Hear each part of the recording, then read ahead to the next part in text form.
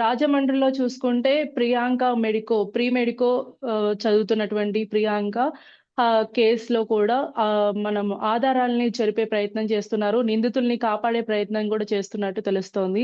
ఈ విషయమై ఏం చెప్తారు? ఆ అమ్మాయి మృతి చెందినట్లు కూడా నిర్ధారణ అయింది. డాక్టర్ ప్రియాంక అవును సార్. పీజీ చదువుతుంది. పీజీ చదువుతున్న అమ్మాయి అదేదో వాళ్ళ ఫ్రెండ్ ఆమె కలిసి స్కూటర్ మీద బయటకు వచ్చారు. బయటకు వచ్చినప్పుడు ఇద్దరు వ్యక్తులు, ఎవరో జోసఫ్ అనే అతను, ఇంకొక అతను, ఇద్దరు వ్యక్తులు కారుతోటి గుద్దారు. గుద్దినప్పుడు జనరల్గా మనమైనా ఎవరన్నా తగిలినప్పుడు కారు ఆపి వాళ్ళని వచ్చి లేపి ఏదో మంచి చెడ్డ చూసి పంపించాలి. వాళ్ళు వెనక్కి తిరిగి చూశారని మళ్ళీ మళ్ళీ గుద్దారు. మళ్ళీ గుద్దింది కాక అమ్మాయి మెడ మీద నుంచి తల మీద నుంచి టైర్ పోయేటట్టు చేశారు. ఇది ఏమంటారు? దారుణం అంటారా? లేకపోతే ఇదేమైనా ధర్మయుద్ధమా? ఆ అమ్మాయిని యాక్సిడెంట్ చేయడం దారుణం అంటారా, ధర్మయుద్ధం అంటారా? తెలుగుదేశం హోంమంత్రి గారి లెక్కలో ఇది ధర్మయుద్ధం. హోంమంత్రి గారి లెక్కలో ఇది ధర్మయుద్ధం అన్నమాట. యాక్సిడెంట్ క్యాజువల్గా జరిగింది. It's an accident. It was occur accidental offence అని అంటారు. ఎందుకు ఆ మాట్లాడేది నాకు అర్థం కాదు. అంటేనేమో సిద్ధిరప్పలరాజు కొడుకు గుద్దితేనేమో కల్పబుల్ హోమ్సైడ్ సెక్షన్ వేసి మర్డర్ సెక్షన్ వేయటం. ఇక్కడ కావాలని 1-3 సార్లు గుద్ది చంపిందేనేమో it is an accidental death. అబ్బా, ఎక్కడుందమ్మా ఈ న్యాయం? ఎక్కడుందమ్మా ఈ చట్టం? ఏ పుస్తకాల్లో రాశారమ్మా? నిజంగా ఆ అమ్మాయిని మొదటిసారి గుద్ది వాడు భయపడి పారిపోతే అది యాక్సిడెంట్. మేము కూడా కారణం.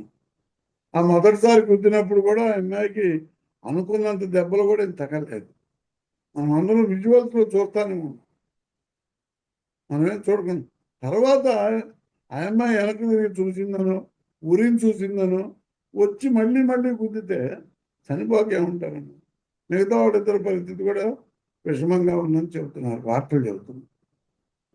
ఆ ప్రియాంక అనే అమ్మాయి తాగినోడు కూడా కాదమ్మా మా లెక్క అయితే. తాగింది కాక గంజాయి కూడా తీసుకొని ఉంటారు. గంజాయి తీసుకుంటేనే విచక్షణ కోల్పోతారు. తాగిన వాళ్ళు లెక్క వేరు, గంజాయి తీసుకున్న వాళ్ళు లెక్క వేరు. గంజాయి తీసుకున్నవాడికి విచక్షణ కోల్పోతాడు. విచక్షణ కోల్పోయి క్రోధం పెంచుకుంటాడు. క్రోధం పెంచుకొని ఆ క్రోధంలో ఏం చేస్తున్నాడో ఏందనేది కూడా వాడికి అర్థం కాని రీతిలో కొట్టి చంపారు. గుద్ది చంపారు.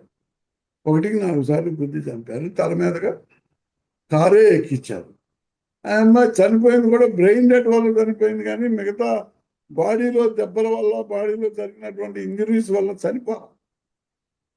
తల మీదకి కారు ఎక్కించారు కాబట్టి ఆ బ్రెయిన్ డెడ్ అయింది.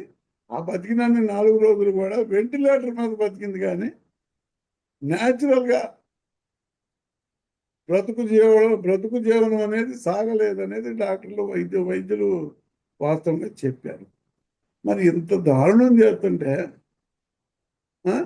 వాళ్ళనేమో తీసుకుపోయి ఎమ్మని అరెస్ట్ చేసి కోర్టుకు పెట్టారు ఆ ఇద్దరు వ్యక్తుల్ని. నిన్నేమో మా చింతాల రవి, ఆంధ్రాల వలస ఇన్ఛార్జి గారు,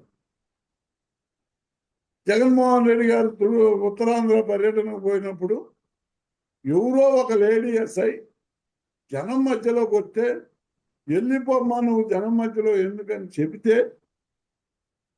ఆమె అక్కడి నుంచి వెళ్ళిపోతే లేడీ ఎస్ఐని అసాల్ట్ చేశారని, లేడీ ఎస్ఐ మీద దౌర్జన్యం చేశారని, లేడీ ఎస్ఐ మీద దుర్మార్గం చేశారని ఆ చింతాల రవికుమారు ఇంకా 27 మంది మీద కేసులు పెట్టి ఇవాళ నడి రోడ్డు మీద తీసుకుపోయారు. నడి రోడ్డు మీద సంఖ్యలేసి తీసుకుపోయారు. చట్టంలో ఎక్కడా సంఖ్యలేసి తీసుకుపోమని చెప్పలేదమ్మా. నాకు తెలిసి నేను 38 సంవత్సరాల సర్వీస్ ఉన్న న్యాయవాదిని, ఎక్కడా చెప్పలా. ఇటువంటి చిన్న చిన్న నేరాలకి ఊరేగింపులు చేయమని చెప్పాలా?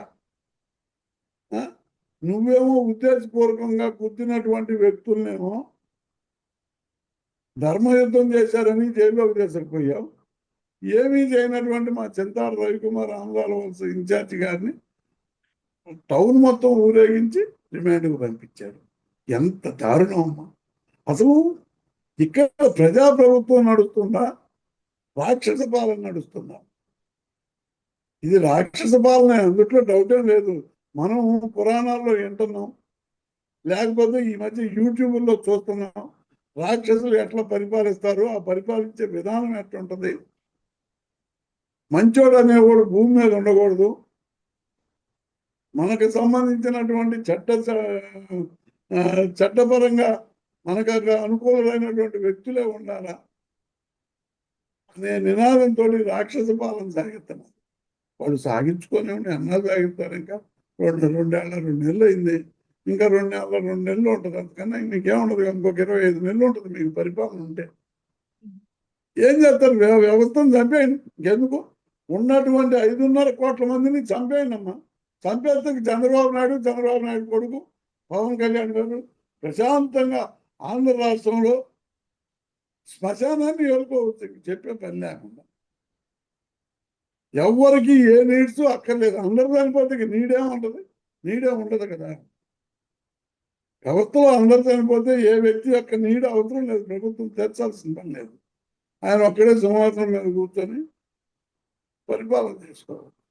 అటువంటి వ్యక్తులు ఇవాళ పరిపాలన చేస్తున్నారు, రాక్షస పాలన చేస్తున్నారు. ఈ రాక్షస పాలన ఖచ్చితంగా అంతమందిస్తారు.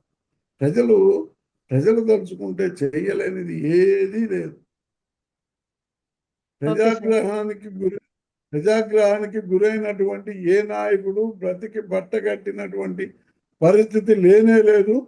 ప్రియాంక మర్డర్ కేసు కావచ్చు, లేకపోతే విష్ణు గారి మీద, లేకపోతే అవినాష్ మీద దూషణ పర్వం కావచ్చు, లేకపోతే డిఎస్సి అక్రమాలు కావచ్చు, ఏదైనా కూడా వాళ్ళ చర్యలన్నీ ప్రజాగ్రహానికి దగ్గర అవుతున్నాయి.